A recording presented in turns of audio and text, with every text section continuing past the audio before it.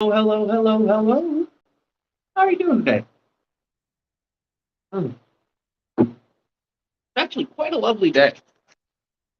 I know it probably doesn't look like it, uh, but it is lovely.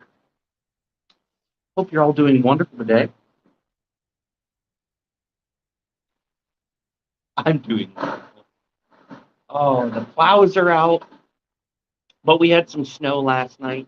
Not a lot, just a little. But we still got to clean all that up. That's one of the things you get used to, depending on where you live.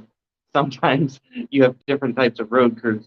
So I'm sure everyone in their own way is used to different types of road crews. Here we have plows until we get to our 2 months of summer. And then in our 2 months of summer, we have road construction. It's a beautiful day. Some tasty coffee. Quick visual descriptor. I have long brown hair, glasses, a black coat and hood, blue overcoat. I have coffee in hand. Behind me, the river, the snow, and the rising sun. Oh, it's actually pretty lovely. It's wonderful. It's wonderful in so many ways. I hope you have your coffee, your tea, whatever it may be, whatever gets your day going and makes you feel wonderful. Hot beverage, cold beverage, the thing that you enjoy, your go-to drink of choice. Going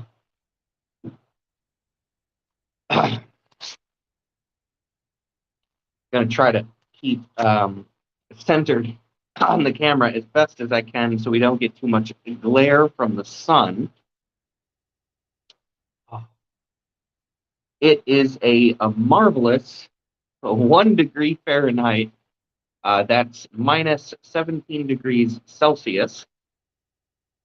So just depending on where you are, or what measurement you use. So at least you know it's not cold enough for us to get steam fog, which I'm actually surprised about. When we get these temperatures, oftentimes the river gets covered in that beautiful steam fog, but I guess it's just not cold enough right now, or the water isn't warm enough. One of those two things. Some good coffee. We all know that organization truly can be helpful in everything we do. The more well organized your documents on your computer are, the easier you can find them. The more well organized your kitchen, the easier you can get yourself a cuppa in the morning. The more well organized your garage or your car, the easier to get out and about. But of course, we have to organize other things. We have to organize at our jobs, and we have to organize our closets, and we have to organize our projects. And of course, we really should also be organizing our art. If you're an artist, a filmmaker, a writer, a painter, you draw, you sketch, maybe you're a digital artist. Regardless, organizing your art is a very, very important and useful thing. Um, but not just organizing your art, like organizing all your pieces, but organizing your workspace.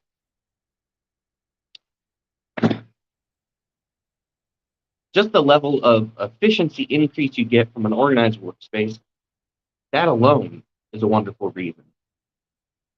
However, there's other very good reasons to be organized in your art.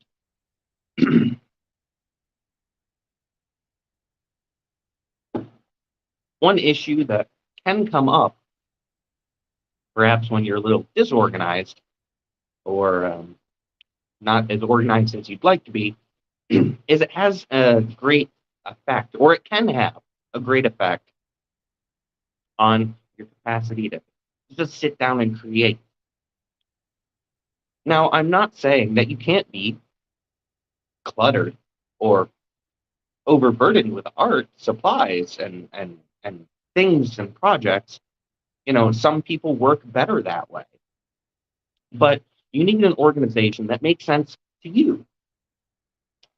And if you have that organization, whether it's just organizing your projects or organizing your tools or organizing all of your software, whatever it is you need to do, it's going to be a whole lot easier to pick up and start that next project. And that's really what we want.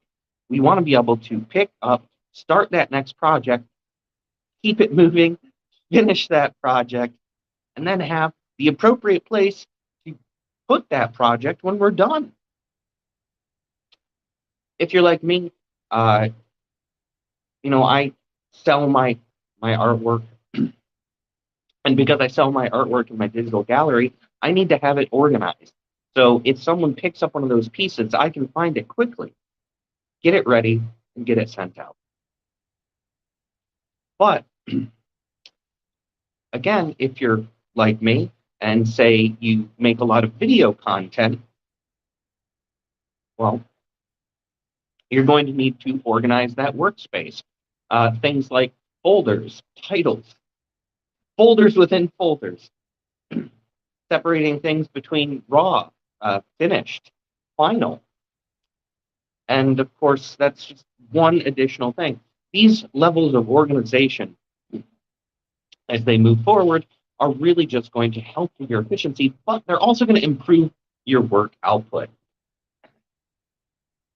I mean, we all want to be our best. And hopefully, I'm actually, most of us want to be our best. Some of us are trying to be the best, and that's fine. Just remember, be your best. But let's talk about how to organize, or some ways you could organize. And I'm going to start off with my preferred means. First, you're really going to want to make sure that you're organized in the sense that you have a dedicated area which you are working out of. Now, in this day and age, a lot of us are already growing very familiar with the digital workspace. We're working remote.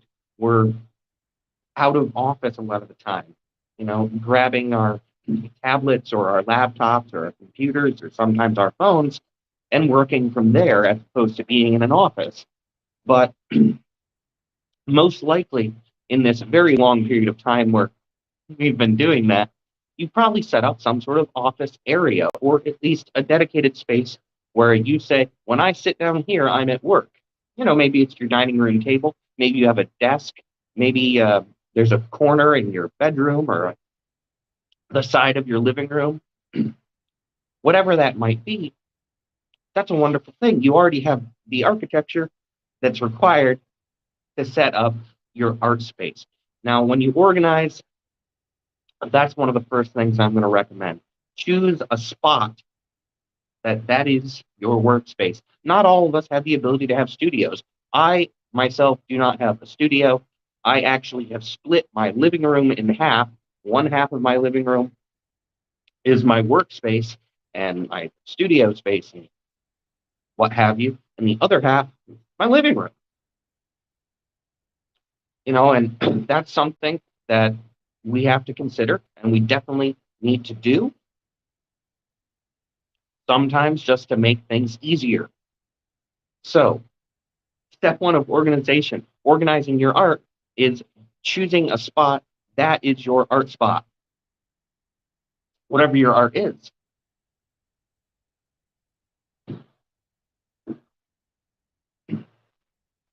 And of course, there is another really important organizational step that I'm going to recommend right after organizing your work spot. And that is properly organizing your tools. So depending on the type of art you do, maybe you need cameras, maybe you need paintbrushes, maybe you need canvas, maybe you just need your computer because you're writing and doing lots of blogs or articles or you're writing novels. Maybe you need notebooks. Whatever those things are, immediately, and I know that maybe it sounds obvious to some of us, but I've been a very messy artist in my life and I've had things all over the place. And I'm sure that many of you right now listening, maybe your supplies are all over the place, and that's fine. But if you're going to want to reduce the number of spaces, uh, pick up those little quick assemble filing cabinets or something. Get totes, uh, a shelf, a specific closet in your home, and then put all of your things there. Preferably it would be adjacent to where you decide your workspace is. But if that's not possible for any number of different reasons, just have it all in one spot.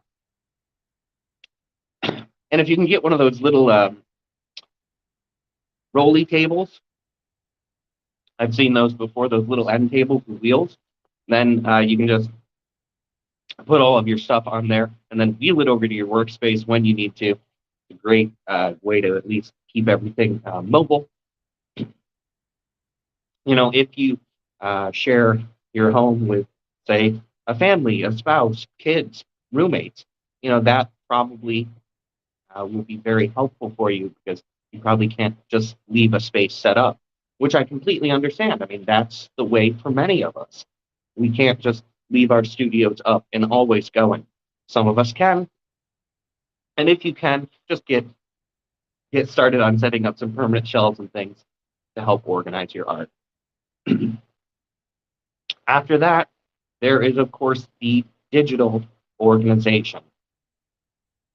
No matter what kind of art you do, if you're a writer, if you're a painter, if you're a filmmaker, if you're a podcaster, the most vital final piece of organization that you truly need is organizing yourself in the digital environment. I've said it before and I'll say it again, make a website. There are so many different ways that we can make websites now. And there's so many different ways that, you can actually have a pretty professional looking website with very little money involved. If you're selling your art, you can go to someplace like Big Cartel. That's who I use to do my selling end on my art website and my digital gallery. But there's things like Wix, and there's a few others. You can go to various different places, pardon me, and very easily set up a website for yourself. As long as you go ahead and you have that space, you're immediately going to, again, make things a lot more organized and easy for yourself. Even if you're just going ahead and posting something up once a month or once every other month, just to update people, just to keep everything together. And if you make daily art, you just get those pictures on that website as much as you can and keep it all flowing and moving. It's really going to help out a whole lot with establishing an organizational space, but also establishing a process for efficiency to help you as an artist, as a creator. So that's really the bulk of what I want to talk to you about today. Organizing your art. So choose a space, organize your tools, and organize your digital footprint, as it were. Your make everything easier, faster for yourself. It's going to help out a lot. This is some delicious coffee. You get an extra cuppa. You deserve one. I mean, look at all you do. You do so much. You deserve an extra cuppa. Plus, it's Friday. Come on. Coffee, tea, whatever it may be. You deserve that cuppa. Now, before I get going for the day, I'd just like to to tell everybody, or also remind you, that on March 19th, which is a Saturday, I'm going to be having the Art of Feeling Abstract Expression Art Workshop. And it's an art workshop specifically aimed to be open to all people, no matter your level of artistic skill. It's an abstract art workshop following our feelings and our expressions, and it'll be great. It's going to be from 11 a.m. to 2 p.m. Eastern Standard Time, and I'm going to be doing one every third Saturday of the month the rest of the year. Now, what we'll cover is a few basic techniques, a few concepts. We'll go over a couple of artistic things. We'll talk, we'll discuss, and we'll have a chance to actually create art in a wonderful, unified environment. Now, of course, you can participate as much or as little as you want in the actual workshop. Leave your camera off, leave your microphone off if you want, or you can turn them on, share. It'll be completely open, and no matter what level of art experience you have, you're entirely welcome, because all art is art. So most certainly, if you've never painted before, I invite you, come along to one. And maybe if you've been painting for years and years and years, come along. We'll all learn, we'll all grow, and we'll all have the chance to make art in a wonderful, safe, and beautiful environment together. There'll be some lessons, there'll be some basics, and we'll also have a chance to, if you want, show your pieces, what you've done during the time, and have a little discussion about it. It will, of course, be about the art of feeling.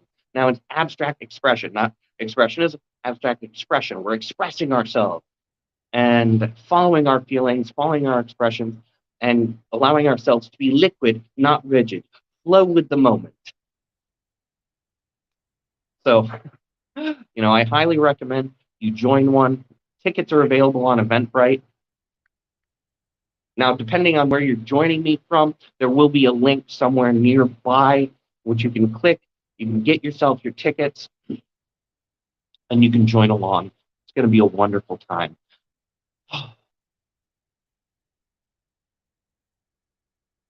See some snowflakes falling. Just a couple. Beautiful, clear sky, but there's some snowflakes. I like that. All right. Some good coffee. All right. I'm going to be getting out of here for now, though. Thank you so much for everyone who's been here with me today. Please come back again. And don't forget, you can join me on YouTube, Twitch, Twitter, LinkedIn. You can find me all over the place. But of course, these wonderful streams are done through Restream. They're a wonderful platform, wonderful company and service, great software. And that allows me to actually send this live stream out to multiple different places all at the same time. It's wonderful, and I highly recommend getting a software like that. But do your own homework, choose your own software, and you'll be much better off if you look around a bit and see what other choices are out there. Now, I'm going to be getting going for today, though. Thank you, everyone who's been here. Take care. Be excellent, and I'll see you all again real soon, all right? Bye, everybody.